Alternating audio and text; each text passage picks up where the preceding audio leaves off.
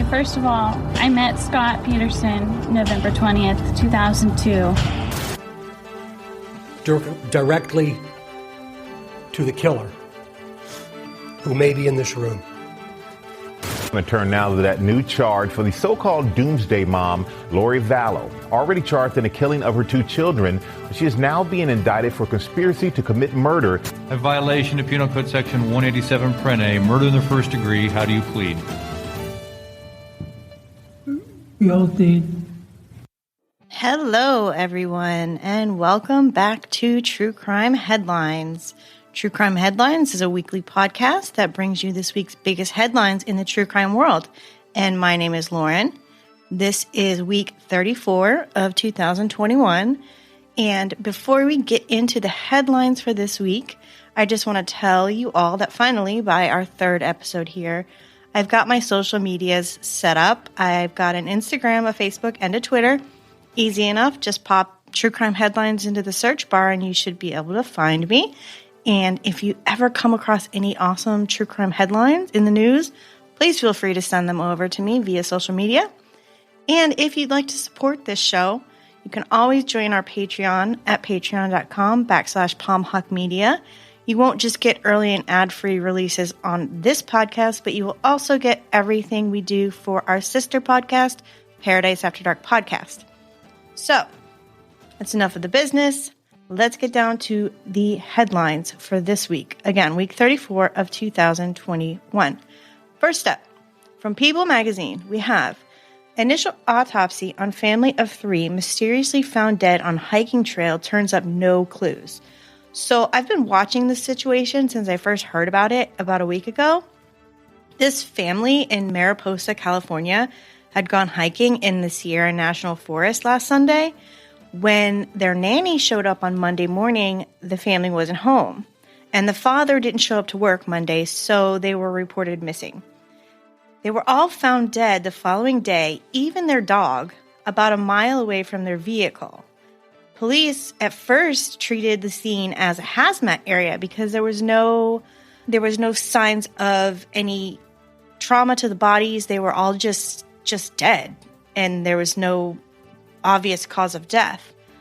So the bodies of John Garish, 45, Ellen Chung, 31, and their 1-year-old daughter, Miju, and their family dog were discovered in the Sierra National Forest last Tuesday, a day after they were reported missing.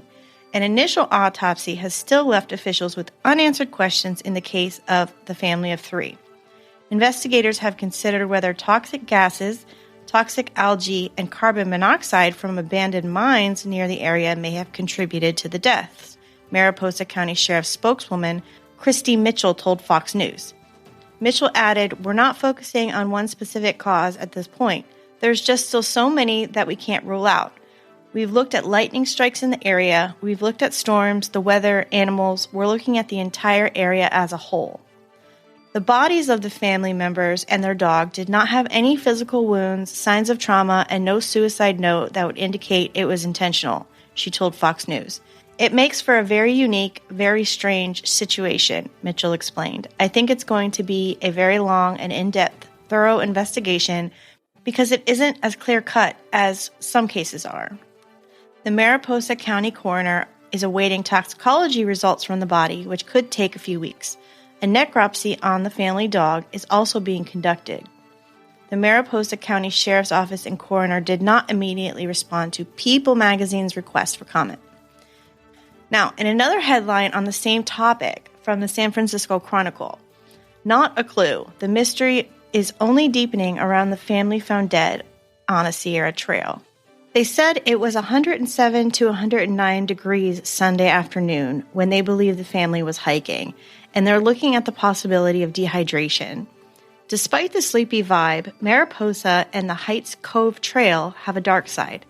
Mariposa resident Patty Murdoch said, "One of her regulars at the donut shop she owns calls it the Mariposa Bermuda Triangle." 3 years ago, when the Ferguson fire swept through the valley, burning more than 96,000 acres, a firefighter rolled his dozer down a ravine along the Heights Cove Road stretch of the trail and died. The north side of the trail empties out into Highway 140 and the Yosemite Cedar Lodge, a notorious landmark. And if you are a fan of Paradise After Dark podcast, you may have heard us cover this story. In 1999, serial killer Cary Stayner was working as a handyman at the motel when he murdered 42-year-old Carol Sund, her daughter, 15-year-old Julie Sund, and Julie's friend, 16-year-old Argentinian exchange student Silvina Peloso, and Yosemite Institute employee Joey Ruth Armstrong. Sund and the teens had been staying at the motel. That's the Yosemite Cedar Lodge. A cell phone was in Garish's pocket, the father's pocket. There was little to no cell coverage on that section of trail. Investigators are trying to determine if the phone saved any failed text messages or drafts, attempted calls or photos, along with GPS location data. Mariposa County Sheriff Jeremy Breeze said they are investigating all possibilities to start eliminating options. While temperatures were scorching Sunday afternoon, dehydration seemed like a long shot, with their pet dying, and they had a Camelback still containing water in it. So it's probably not dehydration. On Friday, investigators combed the lower section of the trail for unreported mines, but experts said it likely would take an exposure inside of a mine shaft that killed the family. Investigators also took samples of bacteria blooms along the South Fork of the Merced River and Snyder Creek, which run adjacent to the trail. Breeze said they would also test for any and all possible contamination in the water. So I'm definitely going to be updating on this probably next week or the week after as soon as more information comes out, because I just find the whole thing so weird how this entire family, even the dog, just randomly died. It's just really baffling. And I'm starting to feel like any kind of hiking or camping might just be a bad idea, because our next headline reads, "Missing couple found dead on Utah trail allegedly alerted friends of, quote, creepy guy at campsite before vanishing." The bodies of a recently married couple who were last heard from on August 14th were found 4 days later near camping grounds in the La Salle Mountains just outside of Moab, Utah. Crystal Turner, 38, and Kaylin Schultz, 24, who had only tied the knot 4 months ago, according to friends and relatives who spoke with the media, including KUTV. Both women were shot multiple times, the Grand County Sheriff's Office confirmed in a statement. At this time, no arrests have been made and no suspects have been formally named. Schultz and Turner embraced a nomadic lifestyle, said Bridget Calvert, Schultz's aunt. The couple lived in their van, moving from campsite to campsite, but primarily stayed in the Moab area. Calvert said that the couple went on a camping trip on August 13th and had relayed to friends that they were having issues with a strange man, KUTV reports. Friday evening, they were with friends and told them there was a creepy guy at their campsite. Just, this guy creeped us out, might have to move. Saturday, they told their friends, there's been a creepy guy at our campsite. We're definitely moving campsites today, Calvert told the station. Now, Calvert said a friend went searching for the couple after they stopped responding to calls and text messages, finding both of their bodies along the La Salle Loop Road. They might have taken their lives physically, but they are not going to put their love light out, Calvert said. The love between those girls will shine forever. They had an amazing, endless love, and it's undying.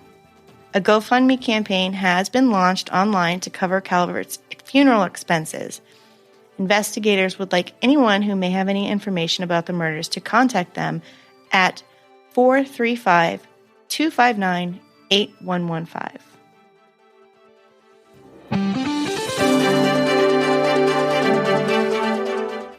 Okay, and next up we have from Yahoo News, Britney Spears being investigated for allegedly striking employee.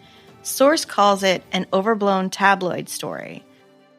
The 39-year-old pop star, whose conservatorship battle wages on, is under investigation by the Ventura County Sheriff's Office for possibly striking an employee at her home. On Monday, at approximately 10:25 a.m., there was a dispute between Ms. Spears and one of her staff members inside Ms. Spears' home, a spokeswoman for the Ventura County Sheriff's Office tells Yahoo Entertainment. the staff member reported that during the dispute, Miss Spears struck her. There were no injuries during the incident. Deputies responded to Miss Spears' home and conducted an investigation. Ultimately, the reports will be forwarded to the Ventura County District Attorney's Office for filing consideration. The incident is classified as a misdemeanor battery. While deputies would not confirm the nature of the dispute or any other specific details about the alleged battery, TMZ reports it involved one of her longtime housekeepers and it stemmed from dog care. The unidentified person reportedly had an issue with the care of one of Spears' pets and took the animal to the vet without the star's permission. There was a confrontation when the person returned, and Spears is said to have swatted a phone out of the person's hand. However, a source close to Spears downplays the situation to Yahoo Entertainment, calling it an overblown tabloid story about a cell phone. They say there was no physical altercation and reiterated that nobody was injured. So that's just an interesting little tidbit of information. As if there's not enough controversy surrounding poor Britney Spears. Hashtag Free Britney. Moving on. This is the third episode of True Crime Headlines, and again we have another headline about DNA solving cold cases, which is my favorite. Remains of Utah woman who vanished in 1979 ID'd with DNA testing. Family eyes late husband in her death. A cold case investigation in Utah has been closed after DNA testing identified skeletal remains discovered 42 years ago as those of a missing woman whose family suspected had been murdered by her late husband. Investigators confirmed that the remains belonged to Sandra Matat, who was 37 when she vanished in 1979. The Salt Lake City Police Department said Friday in a press conference, no matter how much time passes, the detectives of the Salt Lake City Police Department will never let up in their quest to solve every case and get answers for loved ones, Police Chief Mike Brown said in a statement. Matat's husband, Warren Matat, reported her missing on July 18, 1979. He claimed that she was last seen at a bar in Salt Lake City 8 days earlier, investigators said. Detectives attempted to follow up with Matat at the time, but couldn't reach him. A month later, on August 19th, a hunting party discovered skeletal remains in Millard County. Police said there was no sign of homicidal violence, but due to the suspicious circumstances, the Millard County Sheriff's Office opened a murder investigation. The state's medical examiner could not determine a cause of death from the remains. The bones would not be linked to Sandra Matat's disappearance until 2019, 17 years after investigators reopened the case. In 1984, Henry Lee Lucas, a convicted serial killer who claimed responsibility for more than 100 murders, confessed to killing Matat. However, police say his claims were vague and detectives could not verify the confession. Lucas would later recant his confession. Investigators determined he carried out some of the murders but lied about the others. With the case still unresolved, Salt Lake City police took another look at it in 2012. Matat's family told detectives that they believed Warren Matat, her husband, was responsible for her disappearance and death. Warren Matat died in 1999 in California. Investigators said Warren likely had more information about the disappearance and death of Sandra Matat, but there was never any probable cause to charge him in connection with the case. Investigators closed the case after Millard County Sheriff's Office notified Salt Lake City Police in 2019 about the remains discovered decades ago and sent them for DNA testing. Matat's family said they are happy to have some of the answers they've been seeking. As a family, we are happy about this development, but also sad that it took this long, Matat's son Daryl Hames said in a statement. 42 years is a long time. We are happy that the investigators never closed the case and continued to work on it so we could reach this point. Next up, Indiana teen found guilty of smothering his younger siblings. Let's just talk about a serial killer in the making here. An Indiana teenager was convicted last week of smothering his two younger siblings to death on two separate occasions. Jurors deliberated for 6 hours before finding Nicholas Kedrowitz guilty on 2 murder counts. the Ripley County Prosecutor's Office told Fox News. He was 13 when he allegedly killed his 11-month-old stepbrother, Nathaniel Ritz, and 1-year-old half-sister, Desiree McCartney, Fox affiliate WXIN TV reported. Both children were found dead at the family home in Osgood, around 60 miles southeast of Indianapolis. McCartney died May 6, 2017, when emergency crews found her unresponsive. Ritz was found unresponsive on July 21, 2017. The coroner's office determined both children were smothered. Investigators looked at Kedrowitz, who was tried as an adult, after his mother allegedly told police he had mutilated a kitten. Like I said, serial killer in the making. One family member said the child's temper was similar to the comic book character The Incredible Hulk. He allegedly told police that he set his siblings free from this hell. Kedrowitz's mother said her son's actions were spurred in part by an abusive stepfather. Rick Hertel, who prosecuted the case, said he hopes the Division of Child Services will take a close look at the case and the deaths and reevaluate their approach/process in the future given this terrible tragedy. A statement from the prosecutor's office to Fox News said, Kedrowitz will face up to 65 years in prison. For each count, he is scheduled to be sentenced on November 10th.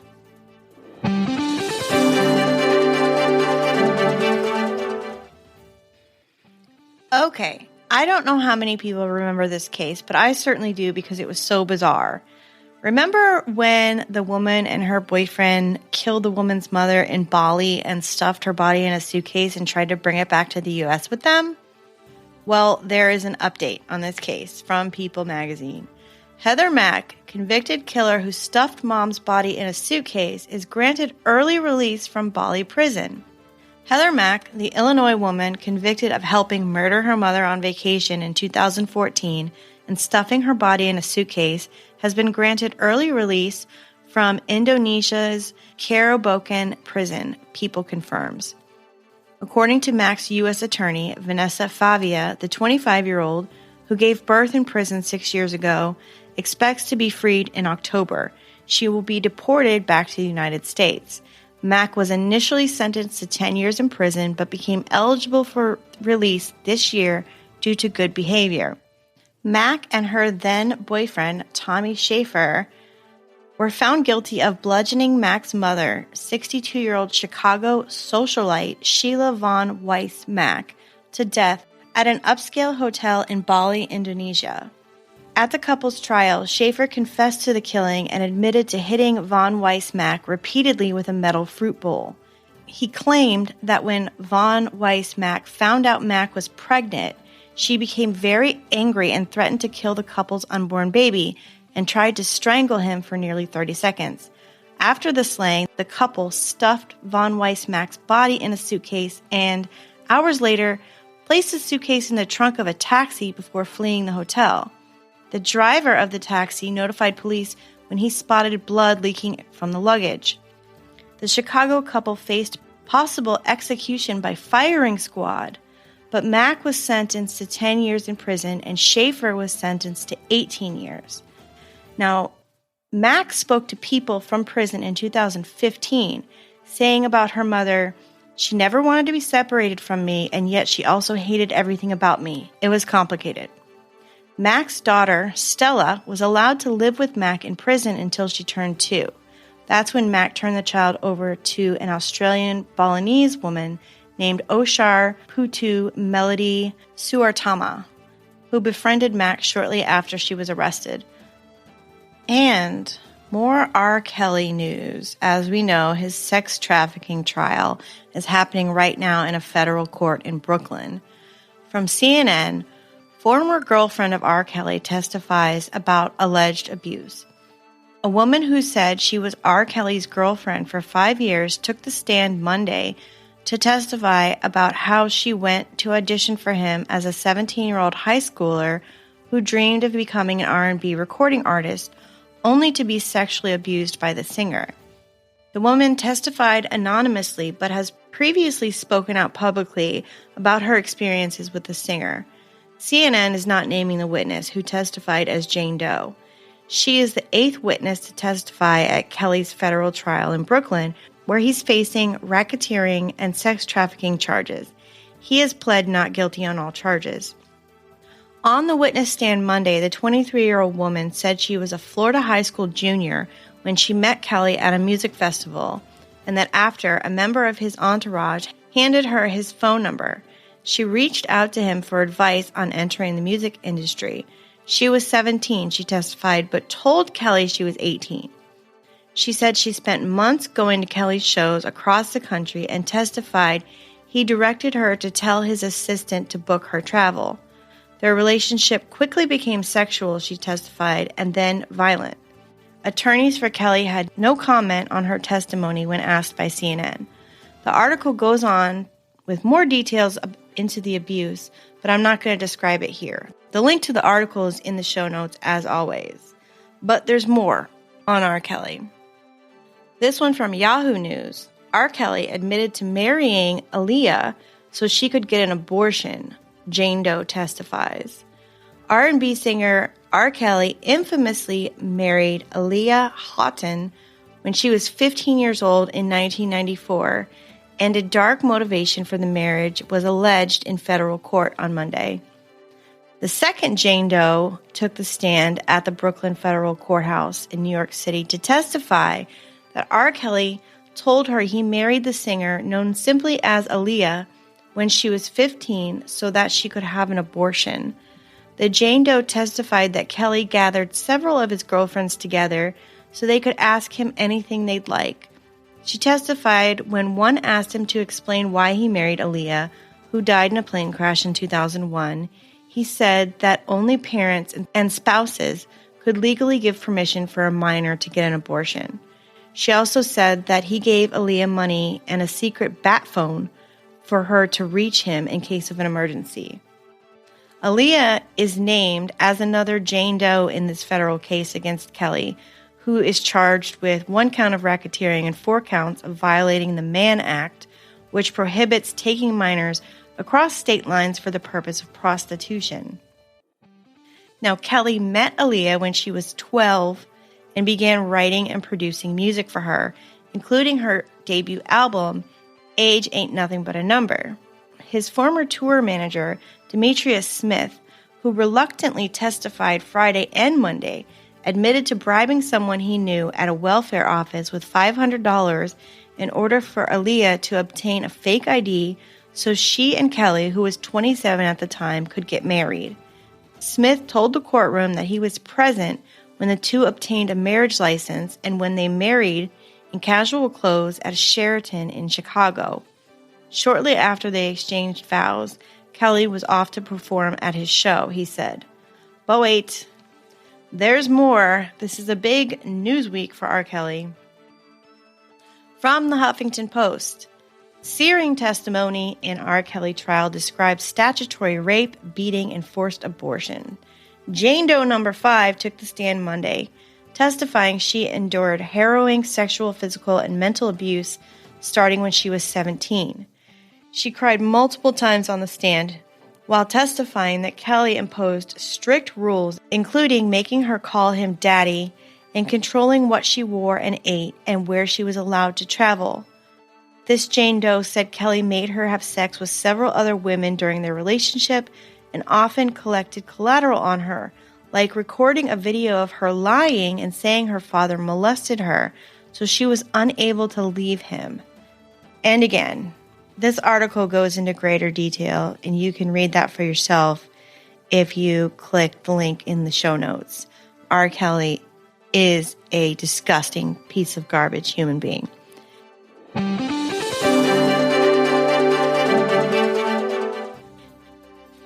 Okay, next up, porn star Ron Jeremy indicted for allegedly sexually assaulting 21 women over the course of 2 decades. Geez, there's a lot of gross news this week. According to lawandcrime.com, a grand jury indicted Ron Jeremy, 68, on more than 30 counts of sexually assaulting 21 women over the course of 2 decades, said Los Angeles County District Attorney's Office on Wednesday. This development is part of an ongoing rape case against the porn star involving multiple alleged victims, including a girl who was as young as 15 years old. Under these charges, Jeremy, whose legal name is Ron Jeremy Hyatt, abused 21 women over a 23-year span going back to 1996 when he allegedly raped a 19-year-old at a photo shoot in the San Fernando Valley, according to the DA's office. In another incident, he allegedly raped a woman at a nightclub in October 2000. In 2008, he allegedly raped a 17-year-old girl at a home in the Woodland Hills neighborhood. Victims range in age from 15 to 51. This investigation remains ongoing. Jeremy pleaded not guilty on Wednesday to 12 counts of forcible rape, 7 counts of forcible oral copulation, 6 counts of sexual battery by restraint, 4 counts of sexual penetration by a foreign object, 2 counts of sexual penetration of an unconscious or asleep person, and 1 count of a lewd act upon a child under the age of 14 or 15, and sodomy by use of force and assault with intent to commit rape. I don't even know what to say. The news this week is horrifying. Let's just move on. Tourist fatally shot while eating with family at Florida cafe. Suspect seen dancing over victim's body. A tourist was fatally shot in Florida Tuesday evening after a stranger approached his family and opened fire. Dustin Wakefield, age 21 of Colorado, was dining at an outdoor Miami Beach cafe with his wife and 1-year-old son when he was shot multiple times. First responders rendered first aid to Wakefield and transported him to a hospital where he was pronounced dead shortly after, according to a police report obtained by People. A Miami Beach park ranger said he witnessed the moments leading up to Tuesday's shooting, according to the police report. The ranger alleged that before approaching Wakefield, the suspect was chasing another man. The suspect began firing his gun and at some point during the chaos aimed at Wakefield. The other man was not harmed, police confirmed. The suspect, identified as Tamarius David, age 22, of Georgia, was arrested by responding officers at the scene. Police allege that following his arrest, he confessed to the shooting, saying he was high on mushrooms and felt empowered. The police report also states that David claimed to have chosen his targets randomly. WSVN spoke to witnesses Tuesday who claimed that David was smiling and laughing the whole time that he was shooting, and that he began dancing over Wakefield's body after shooting him. Cell phone footage circulating on social media appears to show David dancing on the cafe patio while people can be heard screaming in the background. Okay, I get it. I understand. After all that, we need a little comic relief. So our last true crime headline this week comes again from People magazine. Belgian woman banned from zoo after 4-year affair with a chimpanzee. A Belgian zoo banned a local woman named Addie Timmermans from visiting the park's chimpanzee exhibit due to her, quote, affair with one of the primates. A chimpanzee named Cheetah arrived at the Antwerp Zoo 30 years ago. Over the past 4 years, Addie Timmermans has visited the primate every week, developing a close bond with the animal. I love that animal, and he loves me. I haven't got anything else. Why do they want to take that away? Timmermans said, per Newsweek. We're having an affair. I'll just say it. According to the outlet, the affair Timmermans mentioned involved the primate and woman waving and blowing kisses to each other from opposite sides of the glass surrounding the ape's enclosure. The zoo recently expressed concern about the lengthy relationship, claiming it's negatively impacting Cheetah's rapport with the zoo's other chimpanzees. When Cheetah is constantly busy with visitors, the other monkeys ignore him and don't consider him part of the group, even though that is important. He then sits on his own outside of visiting hours, the zoo said. An animal that is too focused on people is less respected by its peers. We want Cheetah to be a chimpanzee as much as possible, the spokesperson for the facility added. Antwerp Zoo noted that Cheetah's fascination with humans is present because he was a pet before joining the facility. The zoo has now banned Timmermans from making contact with Cheetah to prioritize his well-being. Timmermans accused the zoo of being unfair, saying other dozens of visitors are allowed to make contact, and why not me? Newsweek reported. Zookeepers are now working toward helping Cheetah learn to interact more with his fellow primates. So, that's it for week 34 of 2021. Again, if you'd like to support the show and also get a bunch of extra content from True Crime Headlines and Paradise After Dark, sign up for our Palmahawk Media Patreon at patreon.com/Palmahawk Media. And again, I've got all my social media set up, so if you're interested in following, liking, commenting, or interacting, go ahead and find me on Instagram, Facebook, and Twitter.